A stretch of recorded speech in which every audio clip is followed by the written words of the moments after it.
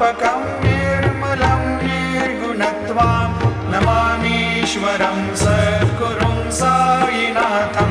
भवाम्भोधिमग्नादितानां जनानां स्वपादाश्रितानां स्वभक्तिप्रियाणां समुद्धारणार्थं कलौ सम्भवन्तं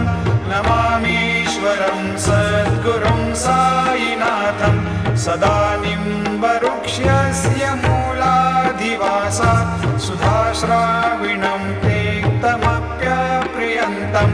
तरुं कल्पवृक्षाधिकं साधयन्तं नमामीश्वरं सद्गुरुं साईनाथं सदा कल्पवृक्षस्य तस्याधिमूले